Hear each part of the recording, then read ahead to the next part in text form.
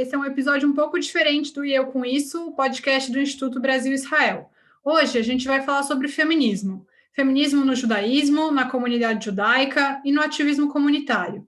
Essa não é uma entrevista, mas uma conversa entre 4 ativistas comunitárias e feministas. Eu sou Anita Efraim, sou jornalista e fanática por futebol. Quando falamos dos pequenos machismos que sofremos todos os dias, quais se aplicam à comunidade judaica, né?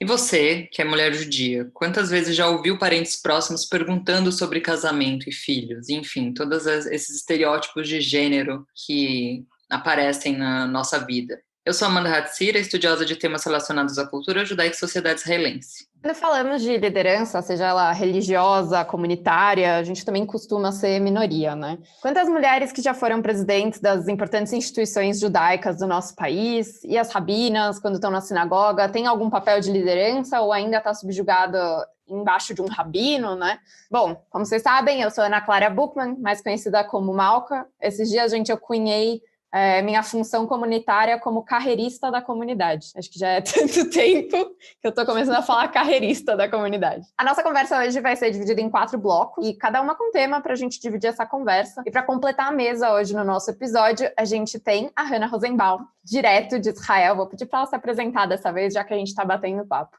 Oi, gente. Meu nome é Hannah Rosenbaum, prazer estar aqui. Eu sou mestranda em gestão de ONGs e liderança pela Universidade Hebraica de Jerusalém. Isso já engloba um pouco da liderança judaica que eu vim fazendo parte. Eu fui parte do movimento Juvenil Bnei Akiva, um movimento ortodoxo. Eu sou feminista, mas ortodoxa. E eu sou consultora executiva de comunicação da Stamivans e sempre trabalhei dentro da comunidade, sendo com lideranças e com trabalhos voluntários. E eu estou aqui para estudar sobre esse tipo de liderança. Muito legal, muito bem-vinda, Hannah. E o nosso primeiro tema, justamente, é religião. E a minha primeira pergunta eu quero que você comece, todo mundo vai ter espaço para falar, mas, Hannah, você considera o judaísmo uma religião machista? Acho que essa é uma pergunta que surge sempre, assim, quando as pessoas descobrem que eu sou ortodoxa, que eu faço muita questão de fazer todas as tradicionalidades do judaísmo, as pessoas me perguntam, mas o judaísmo não é uma religião machista? E eu sempre respondo que eu não acho o judaísmo como base uma religião machista. Eu acho que existem judeus machistas, eu acho que isso faz parte da construção social que foi, né, o mundo inteiro. E acho que existem seções do judaísmo que são ainda muito mais conservadoras e levam para um lado muito mais machista, mas a minha religião, pelo menos a religião que eu pratico, e falando, né, sobre religião, óbvio que a gente tem a parte cultural, mas a parte religiosa, eu diria que não. Eu diria que a gente precisa desconstruir os padrões sociais do judaísmo como sociedade, como comunidade, mais do que desconstruir a religião em si. E acho que é muito legal o que você falou do contexto, né? A comunidade judaica, ela não é descolada do mundo. Então, até um pouco tempo, né, até algumas décadas, a mulher não votava. O judaísmo, ele não foi uma revolução, enfim. E aí, queria direcionar também para a Malca, que sei que é uma pessoa que nasceu, cresceu, passou a vida inteira dentro de uma sinagoga por outro perfil, né? Uma sinagoga massorti. E você, Malca, você vê o judaísmo como uma religião machista? É curioso, eu gostei muito da resposta da Hannah, porque ela está falando de um lugar onde existem judeus machistas. Eu gosto porque tem até uma reflexão sobre Hillel e Shammai, que eram 2 grandes rabinos mais de um lugar antigo judaico, que eles ficavam debatendo responsas da Halachá como um todo, né, do conjunto da lei judaica. E o que basicamente passa, um tá certo, um não tá certo, mas o que a gente chega à conclusão é que a religião, o que acontece na Terra, no nosso dia a dia, na verdade somos nós que fazemos, os seres humanos, e não que Deus decidiu isso. E eu acho isso uma maneira interessante de chegar nessa discussão, né? Então, existem judeus machistas, existem espaços mais machistas e existem espaços mais igualitários. Eu diria aqui que, pela minha experiência, eu sempre tive uma prática muito igualitária dentro da minha sinagoga. muito confortável em colocar talit, kippá, subir na Torá, então ler Torá, fazer aliá a Torá. Então, isso para mim acaba sendo um lugar muito cômodo de falar, mas eu sei que a gente também tem muito trabalho para fazer, para conseguir chegar num lugar, num patamar mais efetivo, sabe? Porque eu sou uma pessoa que realmente acredita que... Você, tipo assim, pode usar aqui país, você tem que dar o espaço para a mulher exercer o judaísmo na intenção dela, né? Exato, exato. E aí nisso, eu acho que a gente precisa, de fato, o judaísmo, gente, apesar, vou até pedir a opinião da Hannah, a gente fala que o judaísmo tem que se conservar. Eu acho que às vezes até é um prognóstico um pouco da ortodoxia em si, mas no final das contas, o judaísmo sempre se adaptou à sociedade do jeito que ela é ao longo do tempo. Quem falar que a gente ainda segue o judaísmo lá original, gente, não existe judaísmo original, por favor, tirem essa frase ou esse conceito do vocabulário de vocês. Então, para mim passa um pouco disso na cabeça. Queria até ouvir a Hannah nesse sentido.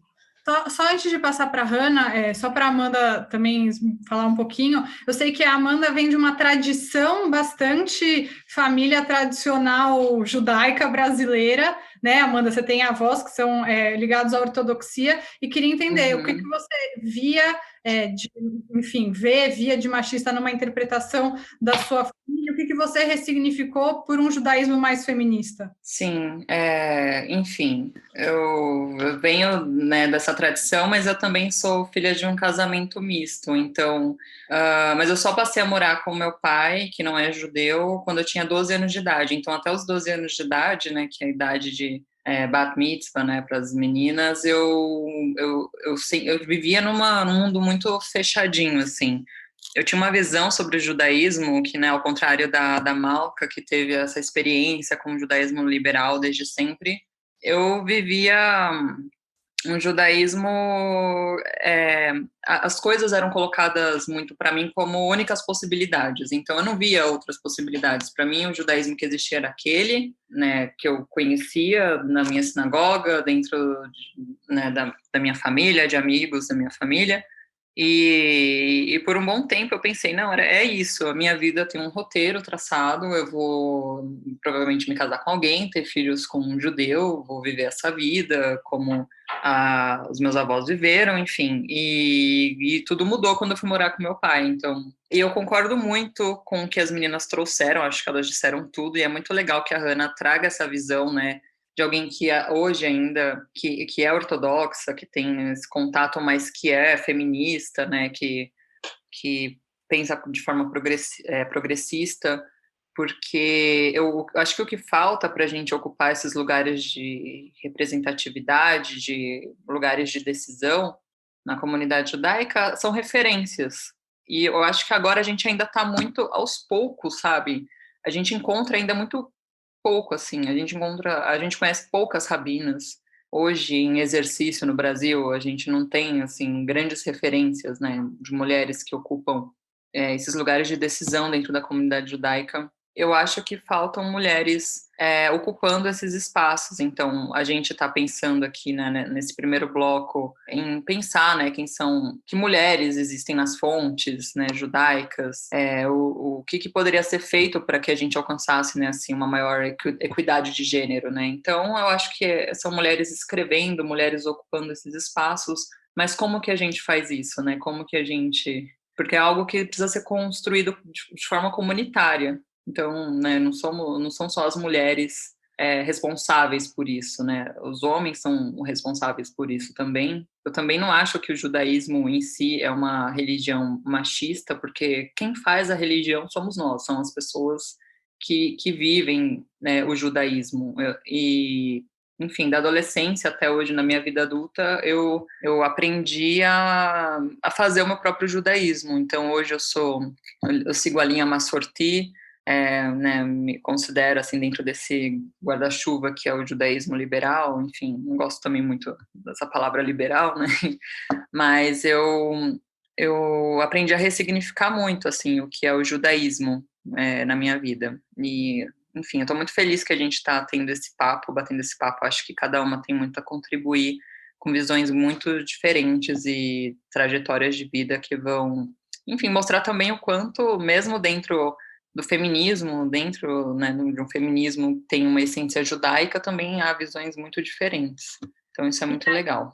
Sim, e aí acho que eu queria que a Hannah contasse um pouco para a gente quais que foram as quebras no caminho que você foi fazendo para juntar essas duas coisas na sua vida, Hannah. O judaísmo da maneira como você acredita, acho que a gente não precisa ficar o tempo todo falando ortodoxia, mas o seu judaísmo, que você acredita com a sua crença feminista.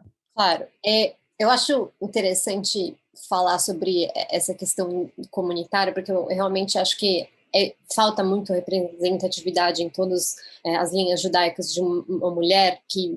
Acho que principalmente isso é um problema da comunidade judaica do Brasil. Vou falar sobre as linhas que eu sigo e os caminhos que eu fui encontrando, que foram de estudos muito mais internacionais do que algo que veio da comunidade judaica do Brasil. Assim. Eu acho que as comunidades reformistas e Massorti, elas já vieram de um background mais igualitário, assim, a mulher já foi inserida no judaísmo há muito mais tempo do que aconteceu na ortodoxia, né, do papel, dessa reviravolta do papel da mulher, vamos dizer assim, dentro da ortodoxia. Então foi uma coisa que eu fui descobrindo muito mais tarde também. Eu acho que eu sempre tive essa alma feminista e eu estudei num colégio ortodoxo, que eu não concordava com muitas coisas que eram ditas lá, e que eu nunca me calei, eu sempre questionei as coisas que estavam sendo ditas, e que estavam sendo ditas por pessoas, não pela essência do judaísmo, né? Elas estavam sendo interpretadas por aquela pessoa que não necessariamente tinha alguma intenção ruim de falar aquilo, mas por uma questão de que é aquilo que existe, né? Não existe mais, né? É um muro que é construído em volta. E eu acho que quando esses muros caíram para mim, eu vi que era possível você ter esse judaísmo sem esses muros e construir o meu judaísmo a partir das coisas que eu acredito como mulher, parte de uma sociedade, com coisas que também me interferem do lado de fora, né? O feminismo, ele é de todo mundo, ele não faz parte só do mundo secular, enfim, eu acho que ele foi se inserindo, e aí foi que eu descobri que eu poderia ser assim. E quando eu enxerguei outros exemplos e outras mulheres e fui estudando sobre isso e que eu poderia fazer isso, e acho que o caminho principal para mim foi o estudo. Assim, eu sempre acredito, como eu recebi muitos já as coisas mastigadas e não sabia o que eu podia, o que eu não podia fazer, o que está certo, o que não está certo, o que está errado, porque veio a partir de opinião de pessoas. Eu falei, então eu vou estudar direto na fonte, eu vou estudar mulheres que estudaram sobre isso para saber, nossa, existe esse caminho, então ele está certo e está tudo bem, ele não é igual da outra né, comunidade, mas ele é o meu caminho e é uma coisa que faz parte e tem outros lugares. Nos Estados Unidos, em Israel, em outros lugares da Europa, que são muito mais frequentes do que no Brasil. Eu acho que todo mundo vai concordar, especialmente você, né, Renan, pelo quanto você estudou sobre isso, mas que no Brasil o nosso conceito de ortodoxia é muito pequeno, né? É muito quadrado.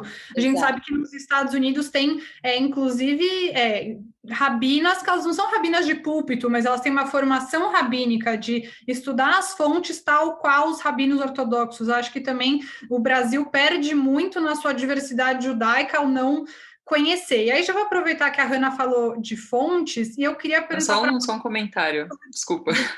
Não, mas você falou que a ortodoxia é muito quadrada ainda, mas mesmo as linhas mais liberais, mais progressistas, são muito quadradas. A gente vê exemplos de movimentos, enfim, nos Estados Unidos, um judaísmo reconstrucionista, enfim, tem um leque de possibilidades tão maior, assim, mesmo em Israel, sabe, eu já fui em sinagogas progressistas, LGBT, em Jerusalém mesmo. Então, é um mundo completamente inimaginável, assim, para quem vem de uma comunidade tão quadrada como é aqui, principalmente em São Paulo. Sim. Então, é muito bom tocar nisso também.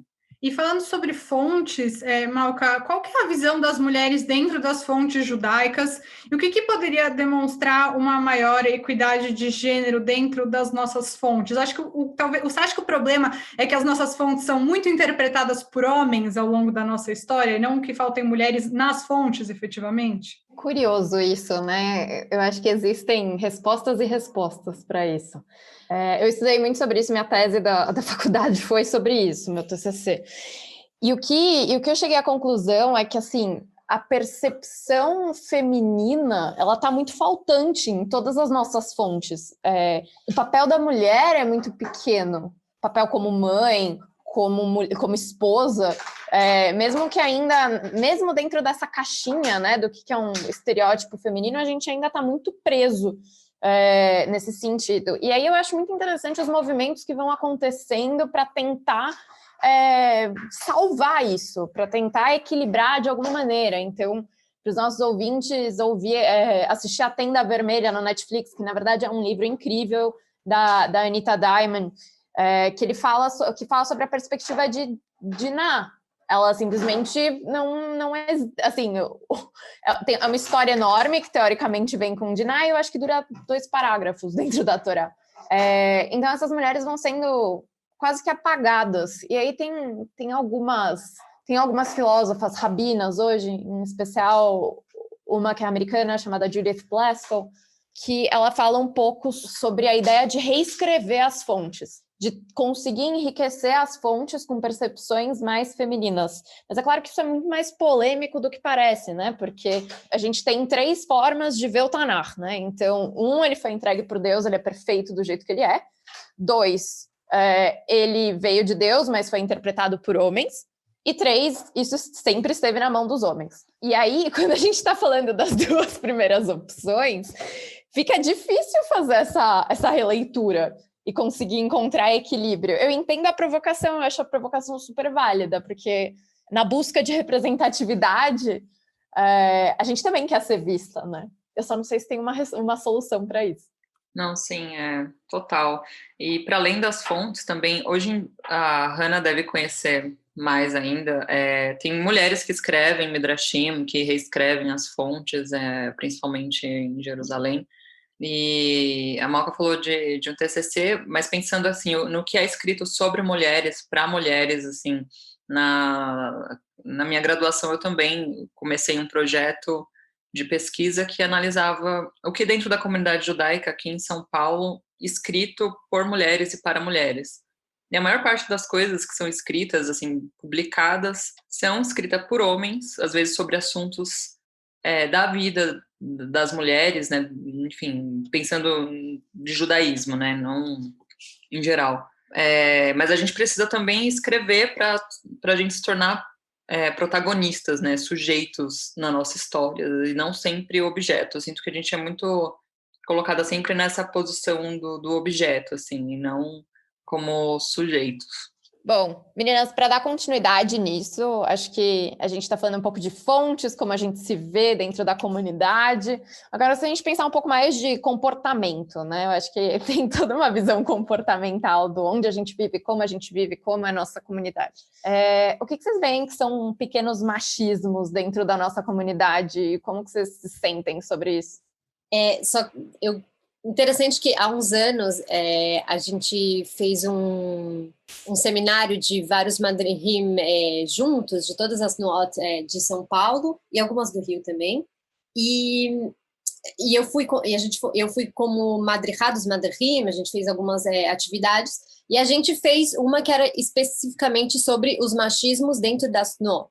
Então, eu acho interessante também falar sobre isso, porque acho que a jovem que participa da Tnuá, tanto qualquer uma, sendo religiosa, não religiosa, como Noam Bnei Akiva ou Hazit e Dror, eu acho que existem essas pequenas... eu acho que a gente está um pouco separando a comunidade judaica da sociedade em geral, mas acho que é muito parecido, só que são ambientes que são judaicos, mas que a gente recebe os machismos que são do dia a dia, né? Por exemplo, eu ouvi várias meninas que falavam que não deixavam elas serem as Rosh Vadot, que existia esse preconceito, e eu acho que realmente isso faz parte, né, de não ter muitas mulheres que representam, por exemplo, nos conselhos de federações e presidentes de, enfim, não existe muitas mulheres, né? A gente olha e os diretores dessas organizações e quem representa essas organizações são homens.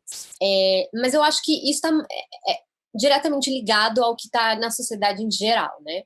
Eu, Hannah, acho que esses são os pequenos machismos, mas aí eu acho que também existe essa questão, quando a gente vai falar sobre a ortodoxia, que eu vim de um ambiente ortodoxo, acho que ainda é um pouco mais fechado, né, mais quadrado ainda do que a sociedade como a sociedade em geral, que a mulher independente ela é vista de uma maneira muito conturbada, assim, Pejorativa, né? Exato.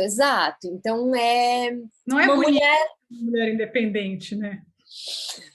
Então eu acho que esse, pelo menos o que eu sempre, assim, o que eu sempre senti na pele foi dessa questão de que não, você sempre vai ser meio dependente, sempre tem a figura do pai, sempre tem a figura do marido, e sempre tem a figura do irmão mais velho.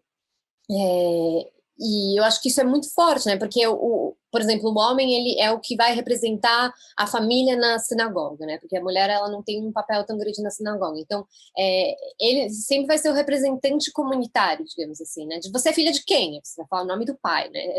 É sempre assim que pergunta. Nossa, eu nunca tinha pensado nisso. É muito real, muito. É muito louco, assim, eu não sei se acontece isso fora da comunidade judaica, né? Eu cresci na comunidade judaica, eu não saí muito da bolha, digamos assim. Saí um pouco, mas sempre tive lá com um pezinho ali. Então, é isso, né? Então, sempre é representado pela figura masculina. Então, eu acho que isso não é um pequeno machismo, mas a gente pode falar um grande machismo que a gente consegue ver dentro da comunidade judaica. Eu queria complementar isso que a Hannah estava falando da vida no movimento juvenil, na Tnuá. A gente que é secular, eu, no caso, que sou secular, não sou uma pessoa nem um pouco religiosa, a gente adora falar que a ortodoxia é isso, que a ortodoxia é aquilo, mas quando eu era da Hazid, do meu movimento juvenil, tinha uma das nossas sedes, em um dos estados, tinha uma regra informal de que era proibido que a mulher fosse o posto mais alto.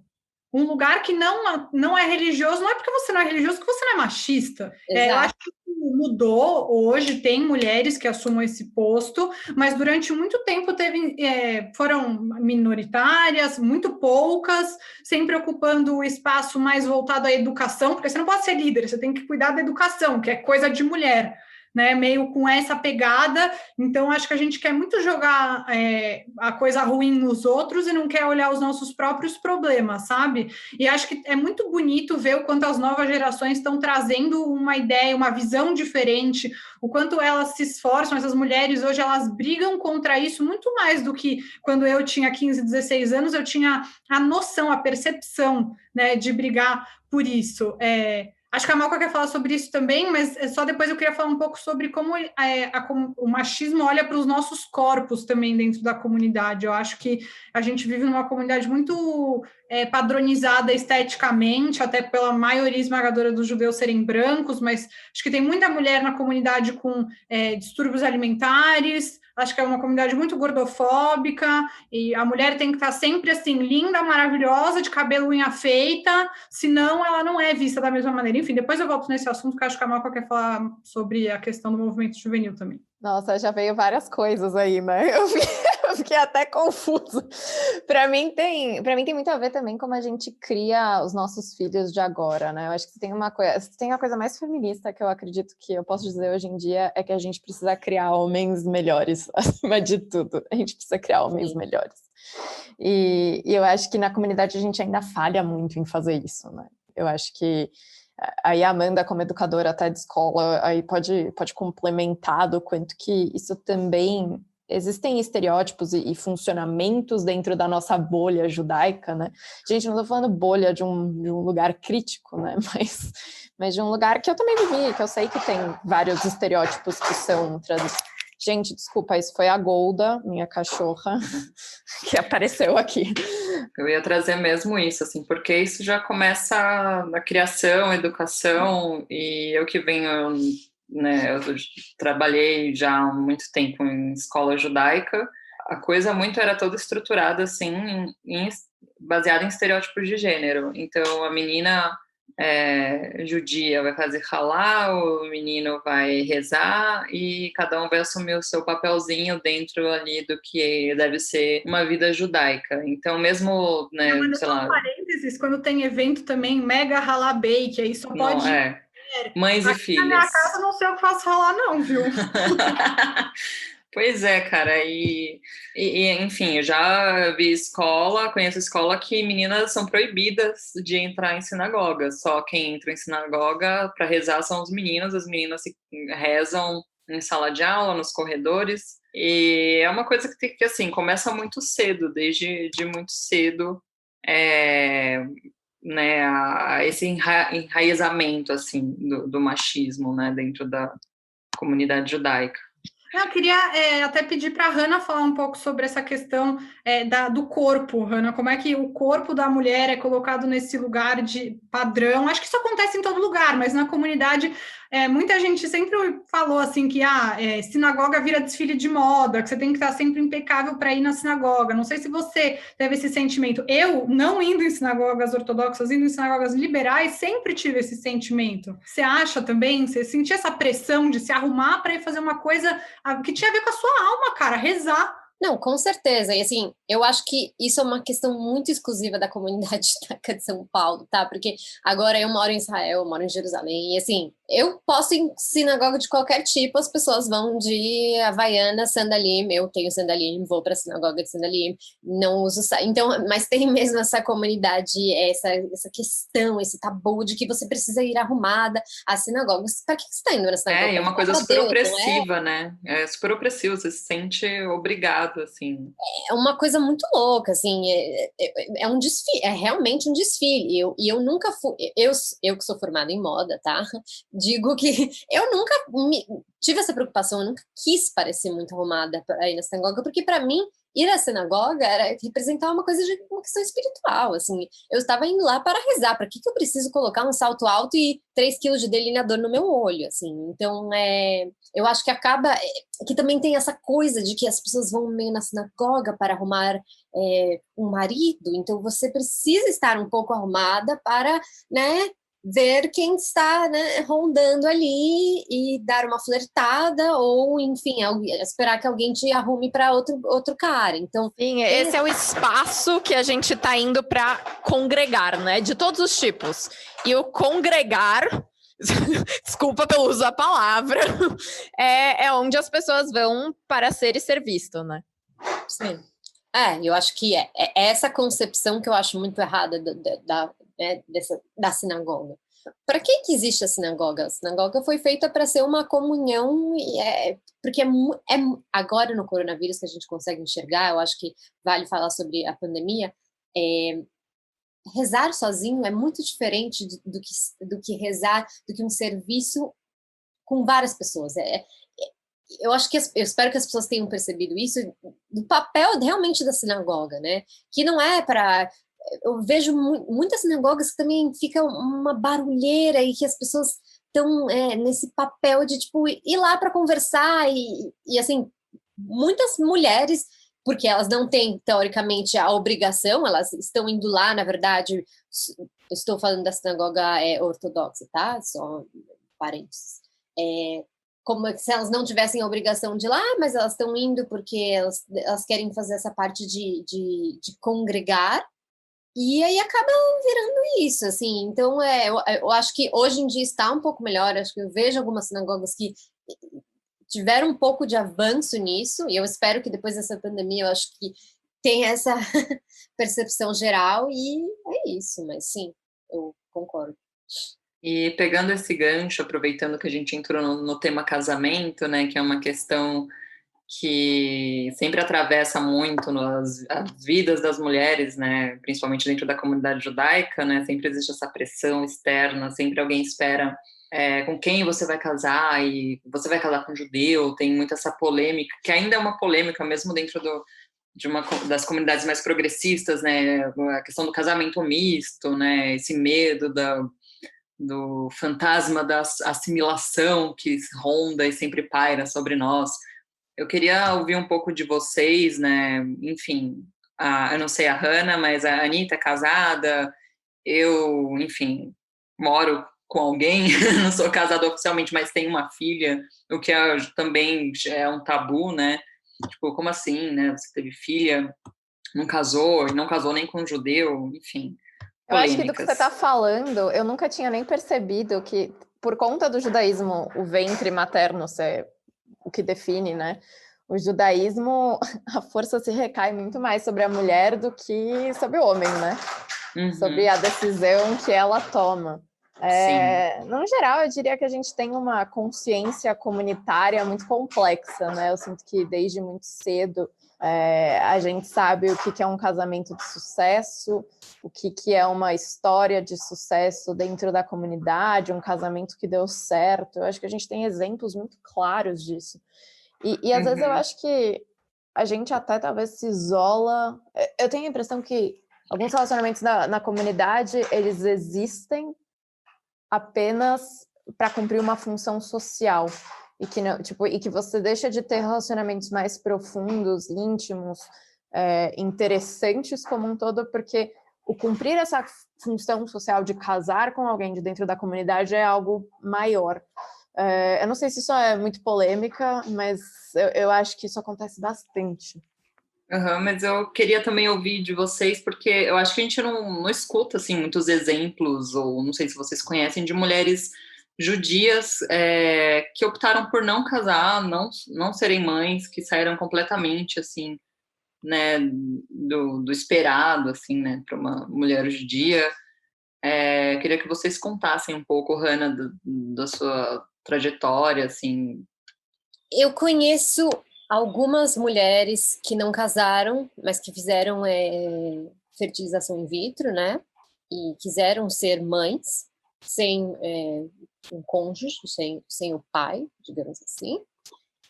Mas eu conheço pouquíssimas mulheres que realmente seguiram assim e que escolheram esse caminho de que realmente faz muito a parte, né, da comunidade, né? Você criar uma família, você casar, e você ter filhos, e você continuar, e dar... Lech lechá, né? Continuidade. Mas interessante que na Torá não existe essa obrigação de casar, não existe um mandamento que fale para as pessoas casarem, então é um pouco controverso, porque é muito mais uma questão cultural, tá? Então...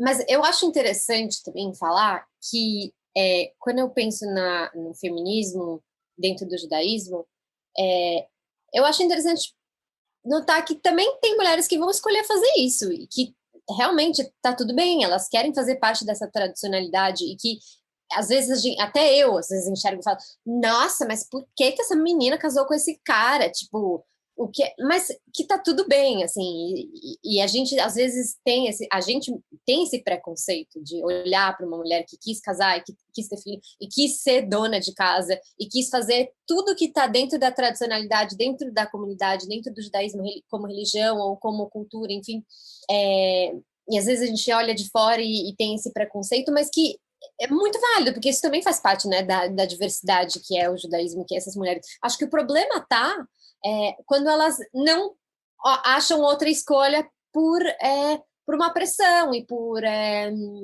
acharem que se elas saírem disso, elas vão, assim, vão romper com tudo, não vão encontrar ninguém, que vão ficar completamente a esmo, enfim.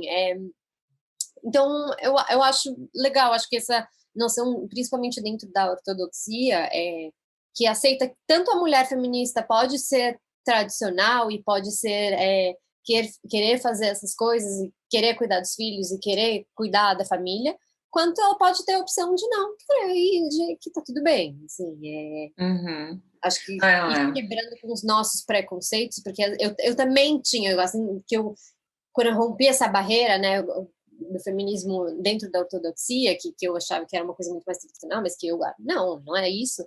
Eu também fiquei com essa preconceito da mulher que decide que quer fazer tudo exatamente como manda a regra, tudo. E por que você não quer? Mas olha isso, olha aqui o mundo, que você não tá vendo. Não, ela tá vendo, mas ela não quer, e acho que tá tudo bem. Sim, eu acho que esse é um preconceito que a gente tem, né? Quando você é uma mulher feminista, você tem dificuldade de aceitar que a mulher ela possa querer ficar dentro de casa, cuidar dos Pois filhos. é. Mas Não, é total, não, mas só para. Eu tive essa conversa, assim, semana passada com amigas, assim, elas vieram me falar. Eu lembro que eu levantei uma questão, assim, num grupinho de WhatsApp que a gente tem, porque elas sempre fazem umas brincadeiras. Tipo, eu sou a única que sou mãe, assim, no grupo. E elas sempre jogam uns comentários assim, tipo, nossa, eu vi isso aqui e até tive vontade de engravidar, mas não, já voltei à sanidade, nada a ver e tal, não sei o quê. Eu falei, gente, por que vocês sempre têm que trazer um comentário assim, meio pejorativo, né, sobre ser mãe, assim, tipo, isso é parte do, tipo, se você é feminista, progressista, você tem que, sei lá, olhar para isso como se fosse a pior desgraça do mundo, assim, aí no privado algumas vieram me falar, não, eu até quero, mas é que eu me sinto pressionada a dizer que eu acho isso ruim, eu não me sinto à vontade de colocar que eu tenho vontade de ser mãe ou de ter uma família, assim. não Oi? tem que ruim isso, não tem Então. do feminismo, não tem, você não pode, não, você tem que fazer o que você tem vontade sem ninguém te obrigar a nada, né? Esse que é o ideal. Mas assim, eu acho que tem esses dois lados, né? Tem uma pressão muito forte pelo casamento, pela maternidade, que você não, meio que não pode ter outro caminho senão esse, mas ao mesmo tempo acho que a gente tem que tomar o cuidado de não faltar com empatia com quem escolheu esse caminho, né? Que tudo bem. Muita gente me fala, gente, acho que eu nunca falei isso, mas muita gente fala, nossa, você casou muito cedo, né? Eu casei com 24 anos, né? Eu tô casada faz 2 anos, eu tenho 26. Uma ótima, parabéns, jornalista, pela conta de matemática. Mas, e às vezes as pessoas, elas falam isso de uma maneira surpresa e eu tento ficar me justificando, sabe? E quando eu não tenho o que me justificar, eu só tenho que falar, legal, né? Que não tem mais nada. E eu fico nessa tentativa de me justificar como se eu ter casado num casamento bem tradicionalzão, judaico, etc., seja uma coisa que alguém vai confiscar a minha carteirinha de feminista, né? Pois é, total. Não, eu, assim, assim, a minha escolha por ter uma filha foi uma decisão, assim, muito consciente e eu escutei, assim, de amigos, não, mas as pessoas que tinham filho na sua idade há 40 anos atrás, assim, disse a pessoa que mora num país em que a maioria das pessoas que engravidam têm filhos são adolescentes e mulheres até 25 anos, sabe? Tipo, a pessoa tá numa bolha, assim, que ela não enxerga a realidade, assim, e as pessoas têm preconceito mesmo, assim, e isso é uma coisa geral da sociedade brasileira e do mundo, talvez, assim, que é não enxergar mulheres mães e que é colocar elas nos colocar num lugar de invisibilidade. Então, você virou mãe, você não é capaz mais de discutir sobre nada na sua vida, você é uma pessoa burra e é isso, assim. Então, é uma questão, assim, difícil, tensa, né? Mas eu queria também. Tem que tomar cuidado para não ser opressor também, né, Amanda? Total, total. Que vive muito numa bolha progressista, vamos colocar assim, deve sentir muito, como você está falando, né? Sente muito isso na pele.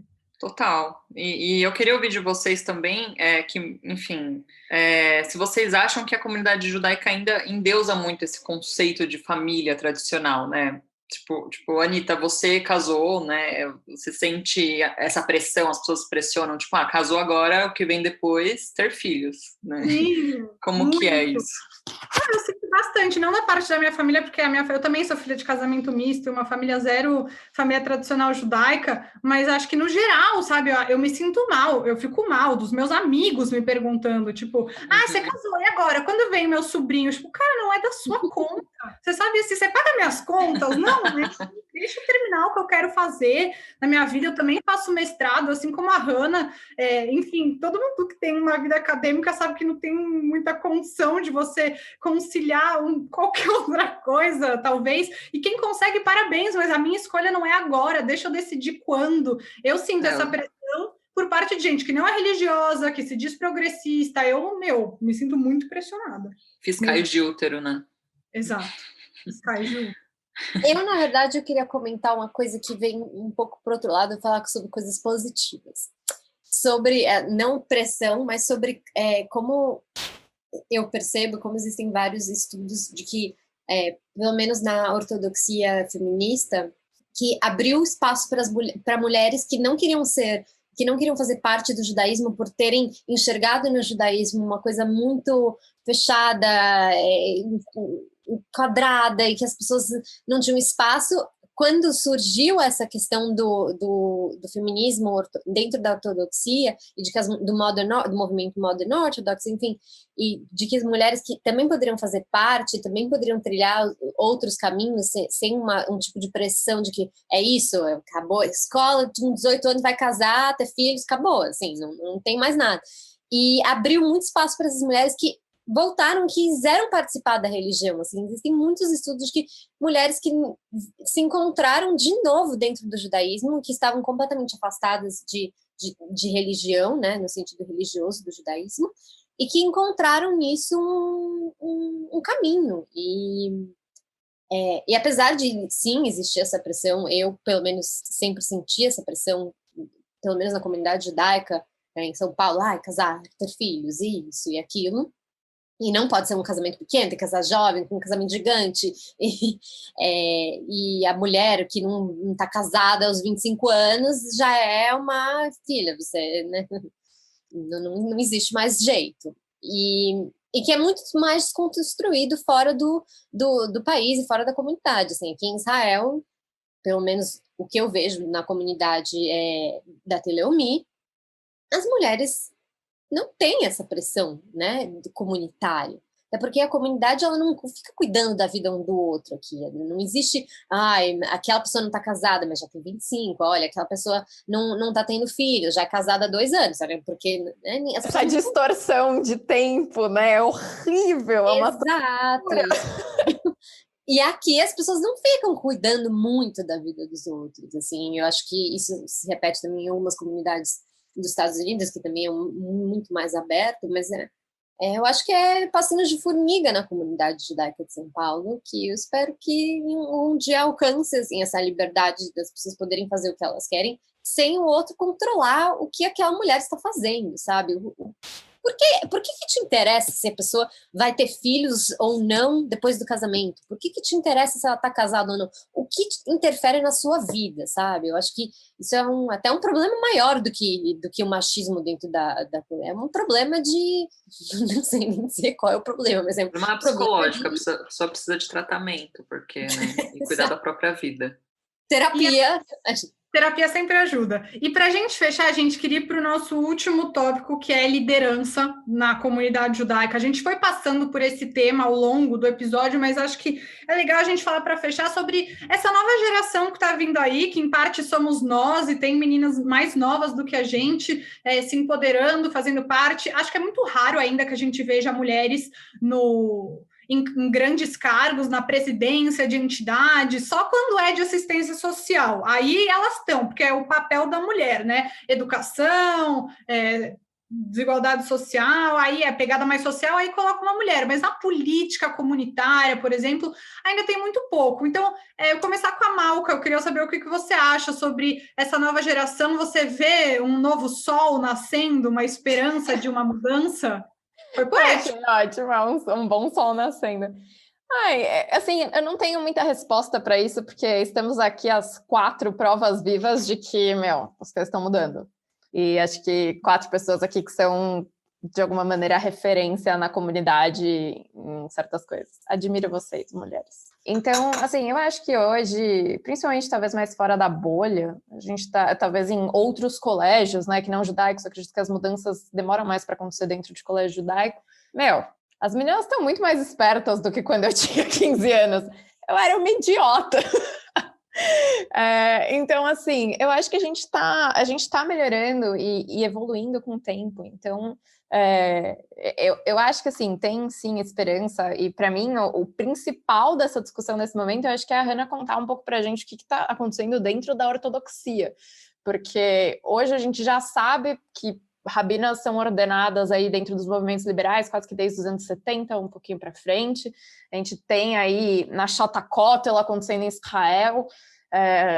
Tem coisas acontecendo, mas eu acho que dentro de tudo isso, a ortodoxia tem tido caminhos muito interessantes. Eu acho que tem muita esperança, assim, eu sou muito esperançosa em relação, porque eu vi muito as coisas acontecendo, assim, desde os anos 2000, quando a gente consegue observar uma linha do tempo, pelo menos dentro da ortodoxia, dentro do feminismo né, ortodoxo, eu acho que as coisas elas estão mudando muito e com passos um pouco mais devagar, assim, com cautela, mas coisas que romperam barreiras. E uma coisa muito, muito interessante que eu acho dessa liderança feminina, e dessa liderança feminina que surgiu dentro da ortodoxia, dentro do movimento massorti, reformista, das mulheres seculares, enfim, né, o judaísmo secular dentro das mulheres liderando, foi a união e um tipo de coexistência entre as mulheres e essa união, porque é isso. Eu conheço mulheres de movimentos completamente diferentes do meu e que eu penso diferente de mulheres, né, com cabeças completamente diferentes, que acreditam em linhas religiosas completamente diferentes e que a gente se uniu por acreditar, né, numa igualdade das mulheres no geral, assim, cada uma com o seu caminho, cada linha com os seus pensamentos detalhados, mas que trouxe muito e eu posso enxergar isso aqui, por exemplo, em Israel, na questão das mulheres e das agonot, né, das mulheres que querem se divorciar e que não conseguem um divórcio pelo rabinato, e que é isso, as mulheres dentro da ortodoxia, com as mulheres dentro do movimento massorti, com as mulheres dentro do movimento reformista, as mulheres seculares, elas estão lutando juntas para fazer isso acontecer.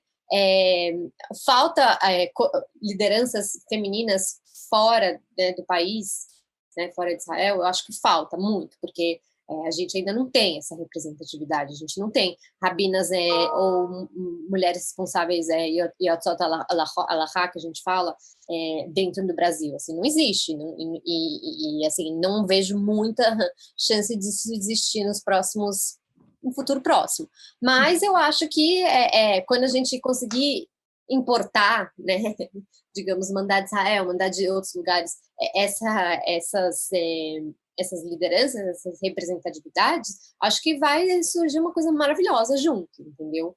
Então, é isso. Antigamente, há 10 anos, não existia mulheres que eram estudiosas da Halakha. Não existia. Há 10 anos não existia uma mulher que poderia ser consultada para falar sobre a Halakha. Não existia uma rabina dentro da comunidade. Não existiam líderes espirituais mulheres. E até, mesmo dentro da ortodoxia, acho que isso surgiu na criação da Beis Yaakov, quando as mulheres elas não podiam nem estudar a Torá. E ali já foi um rompimento. Óbvio que foram passos muito mais demorados, mas que eles já existiram. E eles foram, né, caminhando juntos. Então, as mulheres representando já existem. Elas só precisam se reconhecer como mulher, né? Eu acho Exato. que é se reconhecer como mulher. Quando eu brinco que com 15 anos eu era uma idiota, porque assim, há 10 anos atrás, gente, 11 no caso, a gente ainda estava muito longe de se reconhecer como mulher. Tipo, o feminismo não era uma pauta. Na verdade, acho que é uma pauta muito recente nas nossas vidas como um todo, porque acho que nós 4 aqui, ninguém cresceu com um mindset feminista. Infelizmente, não. E aí, queria jogar para Amanda, né, Amanda? Que uma vez ela mandou para a gente, tá? Eu acho muito legal como essa nova geração vem forte. A gente diz no futebol, a base vem forte. E dentro das escolas judaicas, a gente já tem uma mobilização muito maior do que quando nós 4 tínhamos esses 15 anos, né? Malca, eu também era uma idiota, então... Obrigada pelo apoio. Não, mas total, eu também era super, e eu vejo isso pela minha irmã caçula, assim, eu acho que o acesso à informação também tá formando muito, assim, essa nova geração, assim, são meninas que hoje têm 15, 16 anos que sabem teoria feminista, assim, que se reúnem para estudar teoria feminista e se colocam já no mundo como mulheres, sabe, e reivindicam, né, as pautas feministas e, enfim, eu vejo isso, assim, eu vejo o papel das tunuotas, assim, dos movimentos juvenis muito grande, assim, dentro disso, porque, por exemplo, tem esse movimento JFEM, que é um coletivo de meninas de escolas judaicas que estão se reunindo para fazer formação, elas organizam encontros, seminários, de formação mesmo de teoria feminista, de questões que envolvem as pautas, né, do feminismo, e são meninas que vêm de movimento juvenil, então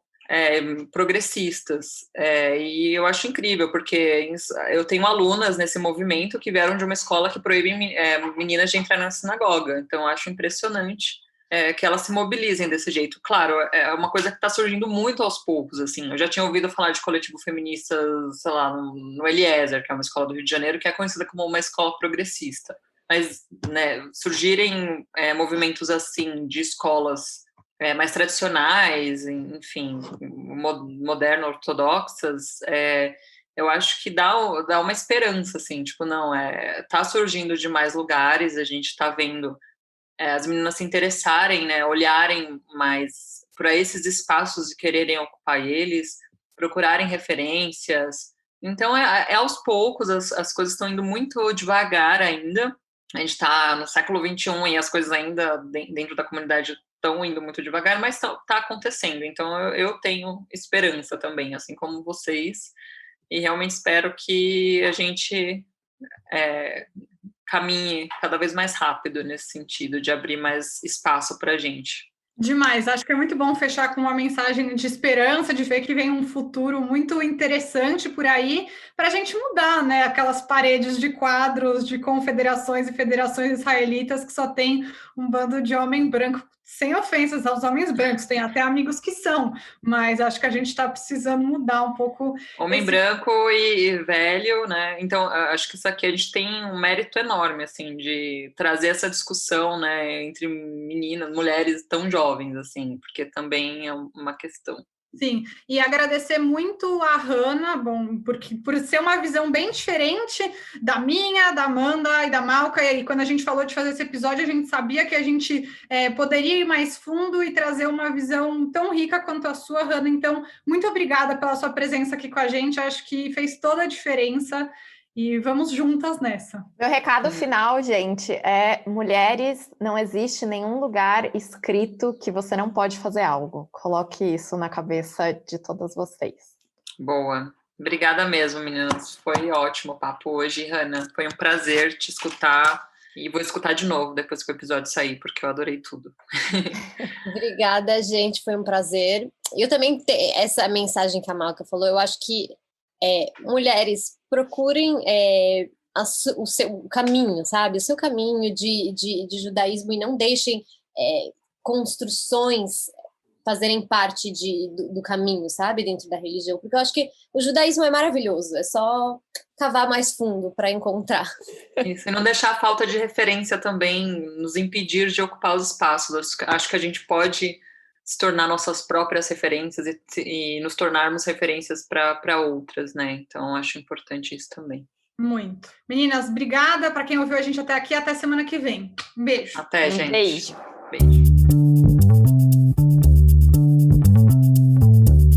Oi de novo, aqui é a Malca, trazendo para você as últimas notícias do mundo judaico. Se você tem pensado em alternar um pouco da nossa interação para o formato live ao invés do podcast, eu tenho um convite para vocês. A gente vai ter a Maratona Diálogos sobre Israel e Palestina, organizada pelo IB, todos os dias do dia 19 a 23 de novembro, às 18 horas, com Michel German e com a Carol Beraha. São 5 lives para discutir o conflito de diversas maneiras. Então, a primeira live do dia 19/11 é um debate entre a esquerda e a direita. A segunda live é Sionismo no Plural, o movimento nacional palestino também. No dia 21, entre a Israel imaginária e a Palestina imaginária. Dia 22, entre palestinos e israelenses, como se contam as histórias. E por último, no dia 23, para finalizar, precisamos falar sobre Israel e Palestina. Então, marca na agenda e eu te encontro lá. Ainda essa semana, talvez um highlight que a gente possa pensar, foi o Bibi parabenizando o Biden pela sua vitória nas eleições americanas. Se você lembra, a gente já discutiu isso um pouquinho lá atrás, quando a gente falou sobre eleições americanas e a comunidade judaica. Netanyahu, ele parabenizou o Joe Biden e a Kamala Harris, falando do relacionamento pessoal e profissional por mais de 40 anos e o vê como um grande amigo de Israel. Ele espera conseguir fortificar as relações entre Estados Unidos e Israel. Só que aí na deixa também, ele colocou aí um obrigado ao Donald Trump, com vários pontos bem curiosos aqui. Então, ele falou: obrigado ao Donald Trump pela amizade que você tem mostrado ao Estado de Israel e a mim pessoalmente, por reconhecer Jerusalém e o Golã, por bater de frente com o Irã e pelo histórico acordo de paz, os históricos, né, acordos de paz que o governo americano tem realizado nos últimos tempos. Serão tempos interessantes daqui pra frente. Já a notícia triste da semana foi a morte do rabino Jonathan Sacks, no Reino Unido. Ele foi um dos 7 chief rabbis do governo britânico, representando toda a comunidade judaica perante a monarquia inglesa e mesmo perante ao governo. Ele foi a primeira voz de coexistência entre religiões dentro do Reino Unido, muito diferente dos outros antecessores dele, estabelecendo laços com outras religiões e um diálogo mais aberto para dentro do judaísmo. Ele publicou mais de 20 livros que vocês podem acompanhar em diversos lugares, baixar, comprar. Tem muitos textos que valem a pena ler dele. E até hoje era visto como uma grande autoridade rabínica ainda muito presente dentro da cena comunitária mundial. O rabino foi diagnosticado com um câncer final, já num estágio final, há menos de um mês, e faleceu no último sábado. No domingo, ele foi enterrado numa cerimônia com 30 pessoas, dado as diretrizes de Covid dentro da Inglaterra.